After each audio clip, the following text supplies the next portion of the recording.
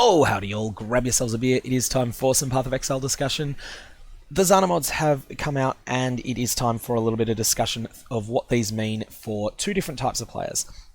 I'm separating this video into two.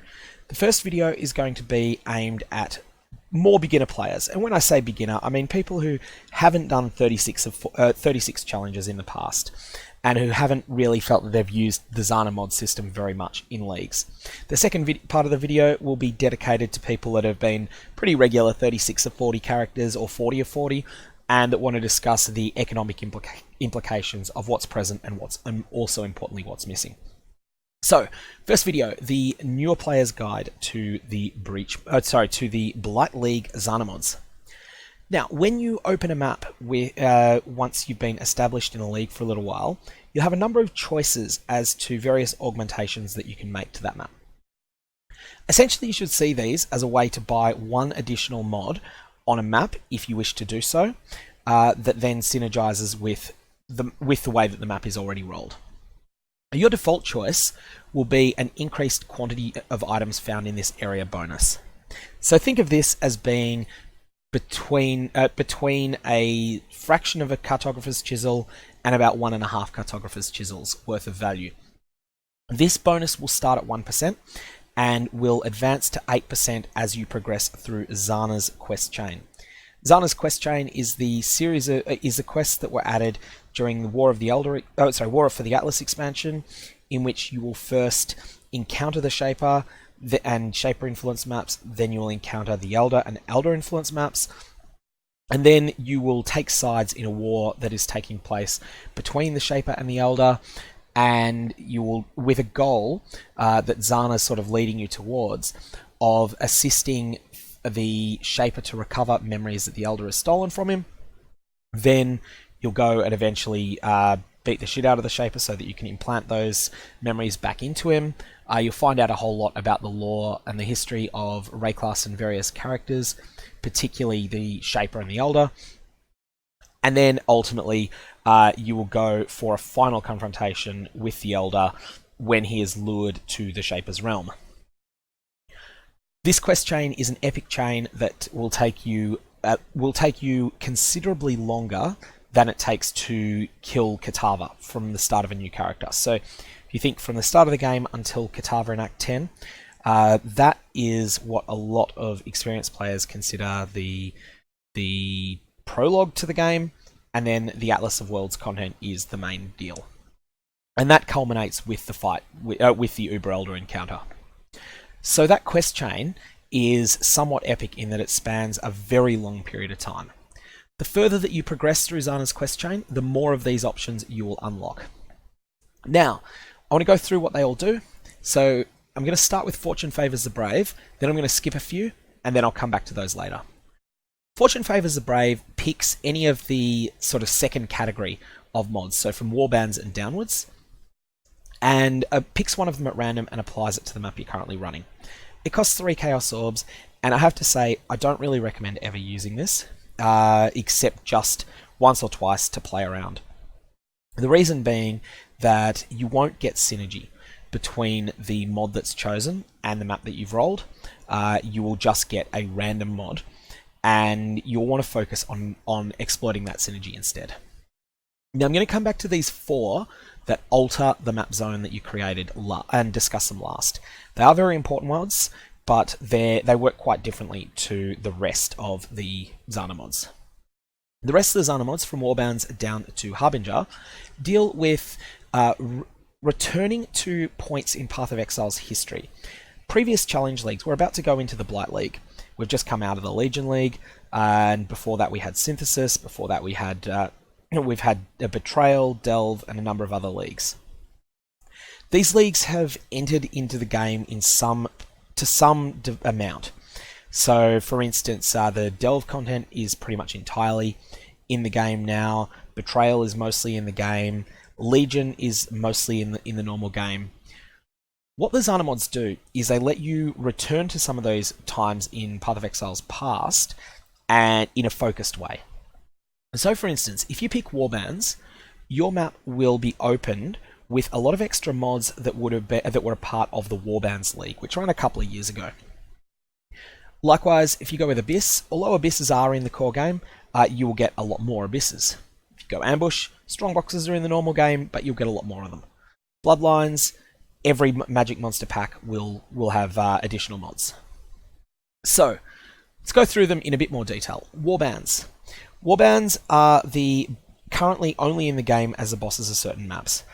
The fire-themed Red Blades are the bosses of the Lighthouse map. The Chaos-themed Chaos Renegades are the bosses of the Acid Caverns map. The Cold-themed Mute Winds are the bosses of the Iceberg map, and the Lightning-themed Brine Rots are the boss of the Shipyard map. You can add a lot more of these warbands to any map that you like. So if you like fighting the Lighthouse boss, and particularly if you like some of the specific items that they can drop that are not available elsewhere in the game, then you can force them to spawn in a different map. Warbands are, generally speaking, not that great a value proposition. The fights are worth experiencing because some of them are quite cool. They're fairly difficult boss encounters, some of them, but they're not the most rewarding encounters, not the most lucrative. However, they have been changed so that they can drop maps now, and so that may be a reason to consider running warbands if you're, if it's about the only option you've got that's unlocked, and you want to turbocharge your map pool early in a league. That said, the opportunity cost of running warbands, of course, you're spending your 2 chaos is the real cost. Opportunity cost is you're losing out on the free quantity you would have otherwise got, and you're losing out on the opportunity of using some of these map modifying ones as well.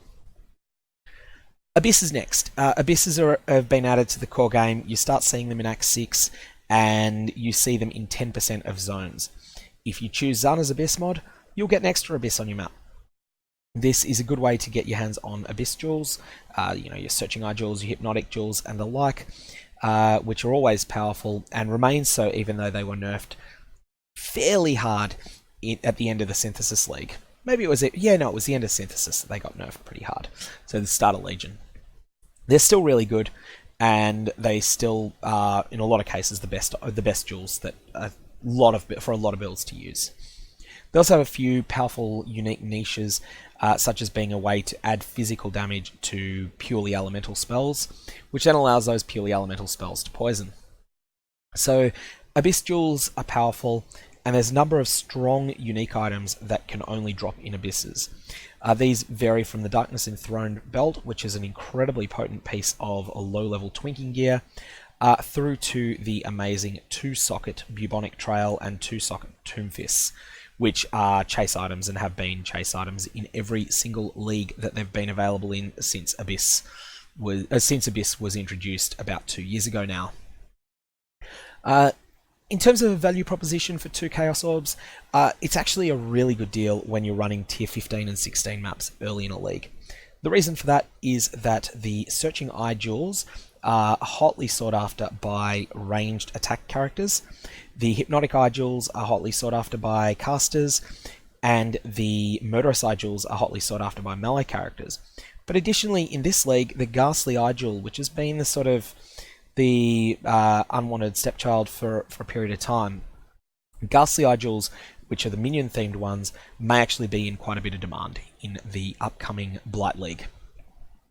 However, Abyss jewels are very sensitive to item level.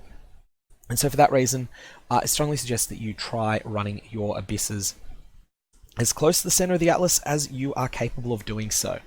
Very early in a league, there is a lot of currency to be made if you can get to red maps early and just start producing enormous amounts of Abyss jewels by running tier 15 and 16 maps with the Abyss mod on them. Next up we have Ambush. Now Ambush is an increasing cost. It costs 3 Chaos Orbs each map that you open with Ambush, and it will add additional strongboxes onto the map. Don't yet know how many strongboxes. This has varied in the past. I think it's usually 4, but it can vary. Additionally, this stacks with the strongboxes that are already on the map, with various sextant mods, and with Ambush Scarabs. Ambush Scarabs are a much more expensive way of getting the same effect, but you would end up using both of them together quite often. So what are the benefits of strongboxes? Firstly, you can roll them to get higher item levels than are normally available in the map. There is a fairly rare strongbox mod of Ascendance that adds to the level of contained items. Secondly, you can just fish for the at least fairly lucrative Diviners strongboxes. Diviners strongboxes are rare, but when you get them, they're a fairly big payoff. And thirdly, there is an entire Atlas strategy that revolves around abusing a Sextant mod. So when you're rolling with Master Cartographer Sextants or Apprentice Cartographer Sextants or Journeyman Cartographer Sextants, one of the options that can come up is that maps within the Sextant radius, the next 3 times you run them, they'll have 1 extra strongbox, and all strongbox monsters will be enraged and will have a massive boost to the amount of items that they drop. What you can do is stack as many sources of extra monsters, of extra strongboxes onto a map as you can when you are lucky enough to roll that Sextant mod.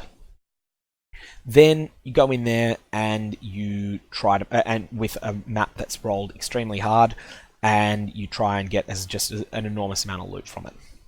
I know that someone did a test a few leagues ago, so this is back during the Betrayal expansion, and they were doing this sort of mapping on the Tower map, which drops the Nurse Divination card, and they were getting a nurse roughly every second map.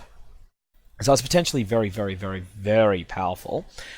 But now the nurse drop rate has been nerfed since then, but it still gives you a sense as to just how lucrative the ambush mod can be. I don't, however, suggest the ambush mod if you are not looking to stack it with other things that multiply the amount of loot that you get. That person that got all those nurses, they were using Gilded Divination Scarabs. They were using all sorts of other sources of additional loot. So they were basically stacking all of these sources of extra loot together and then reaping the rewards when it went off. If you're not doing all of that, ambush is generally not the best value proposition. Next up we have Bloodlines. Bloodlines makes magic monsters in the zone harder. You'll notice that magic monsters can either be blue or purple. The purple ones have an additional mod of a new category. So they can be things like Corrupted Bloodline, which is a nasty on-death effect. They can be things like Union of Souls, which causes when any member of the pack dies, all of the rest of them get stronger. There's a number of other mods, including the potentially terrifying Void Spawn of Abaxoth, which causes a Beyond boss to spawn when you kill all of the bloodline. So why would you even consider adding these mods to all of the magic monsters in the zone? Well, the main reason is that it adds extra packs of magic monsters into the zone. Magic monsters give 7 times the loot of normal monsters, may even be 8 times, 7 or 8 times the loot of normal monsters, and magic monsters give enormously more XP. So for that reason, Bloodlines was historically a very powerful mod.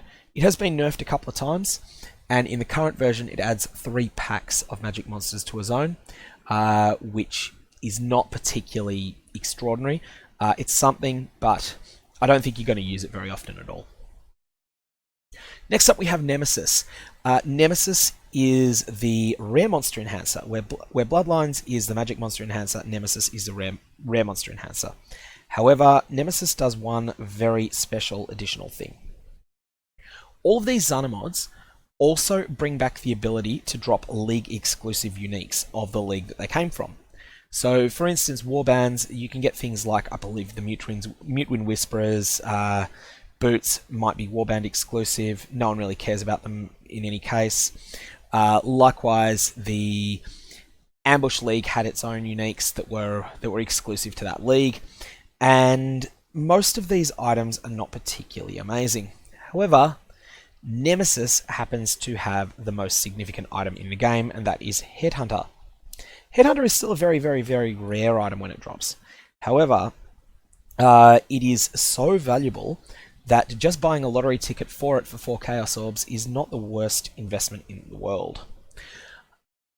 Additionally, when you are in a map that has Zana's Nemesis mod, now this is different to the similar mod that can the antagonist mod that can roll on a map, which adds a percentage of rare monsters and also causes all monsters in the zone to have Nemesis mods, or rare monsters. The Nemesis mod will allow you to chance leather belts into the Headhunter unique as well. Most importantly, and this is something that's different to the previous league, so different to the Legion League. You can also chance a Shaper leather belt. Now you'll need to find a Shaper influenced leather belt. They're not the most common things in the world, but they do drop. And then, if you chance that, it has the potential to be what is colloquially termed a Space Hunter. Space Hunter being a Headhunter that has the Shaper particle effects on it.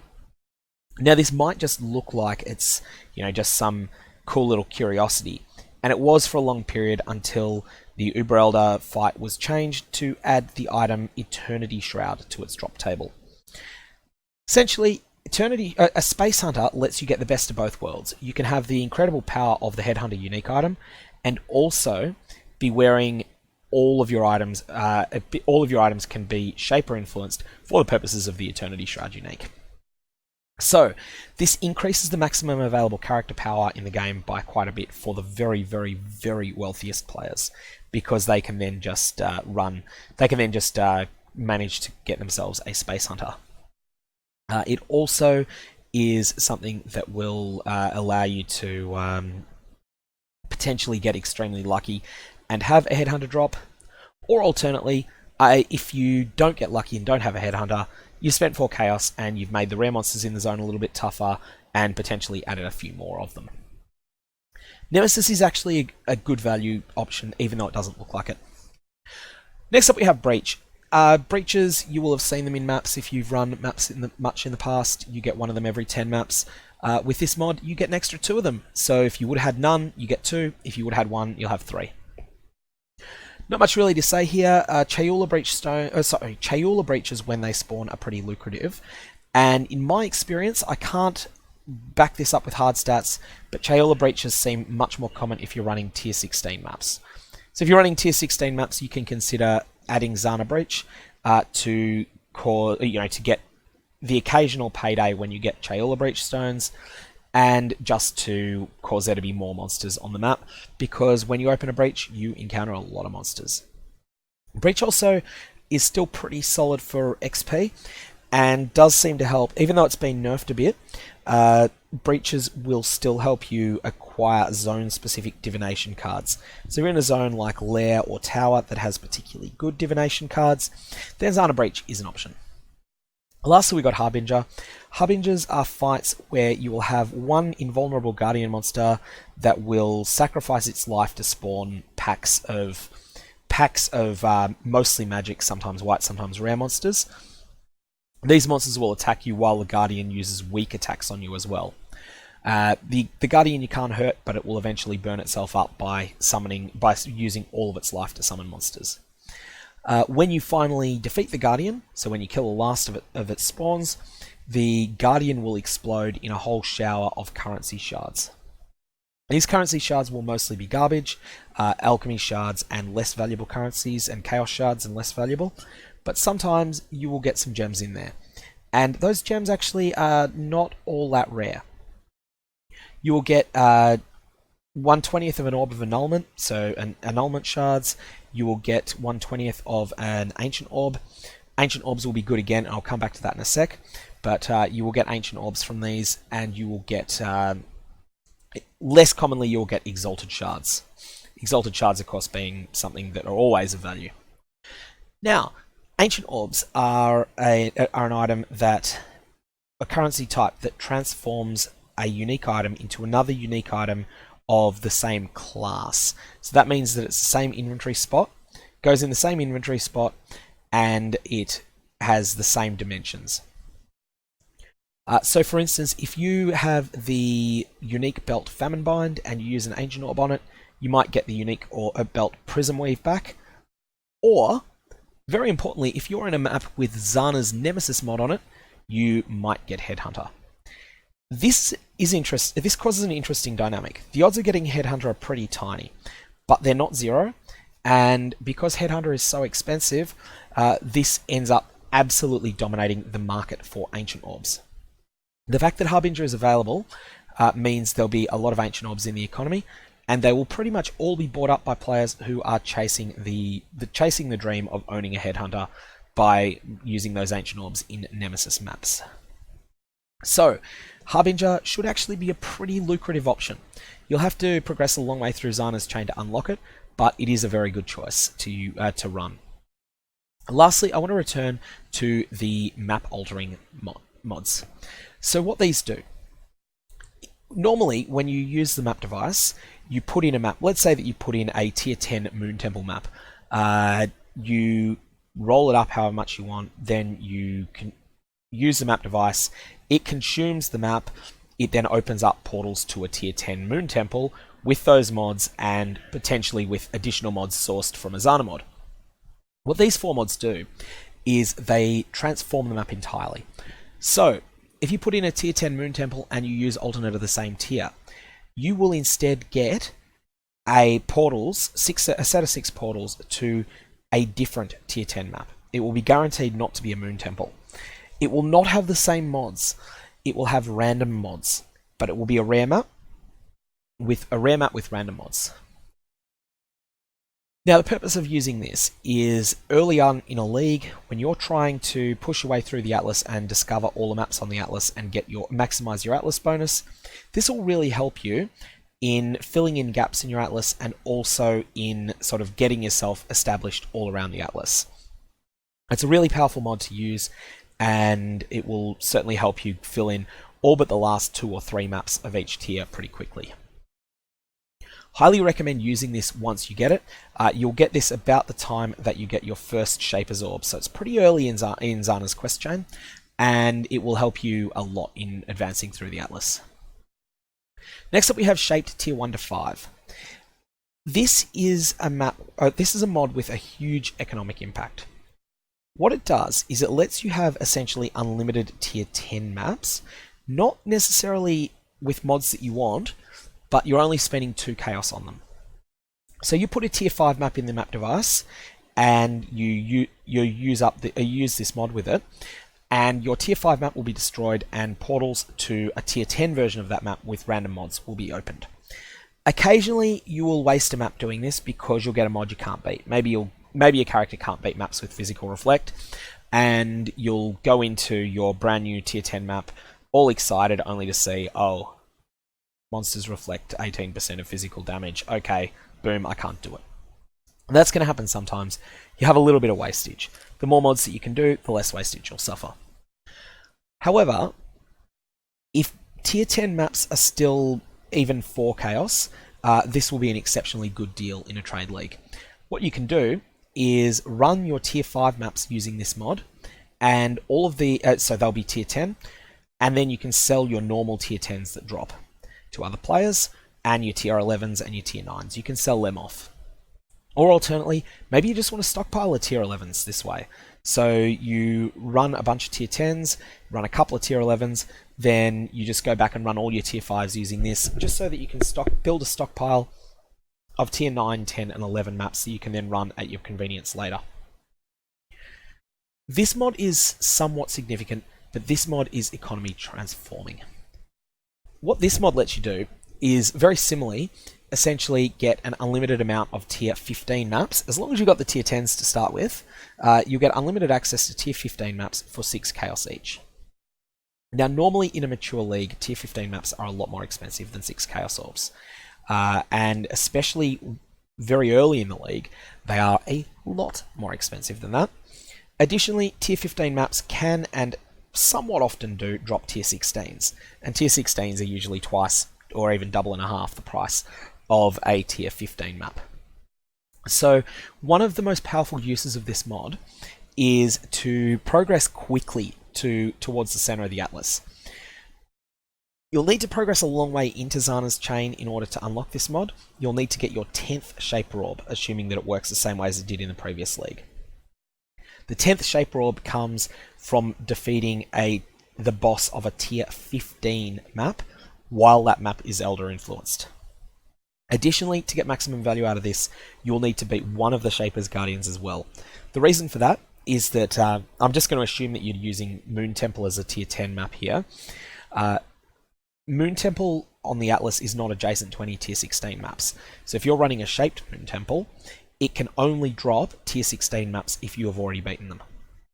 So, for that reason, what you would do is, very early in the league, push towards the center of the Atlas if you're capable of it, complete at least one of the tier 15 maps while it's Elder influenced, complete at least one of the tier 16 Guardian maps, and don't be afraid to ask other players for help in that.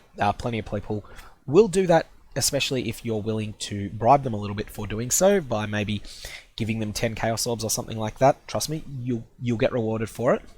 You'll get your money back. Then go with all of your tier 10 maps and upgrade them to tier 15 with this mod, and run them. Whenever you get a tier 16 map, sell it while they're still worth a fortune. That is one of the more powerful Atlas strategies for very, very early in the league, and something I'm going to be doing myself. However, because it's so it's something that can be scaled up so much. So if you're able to do this once, then you're probably able to run 100 tier 15 maps this way in a row. So for that reason, there ends up being a limit, a point at which this no longer provides amazing returns.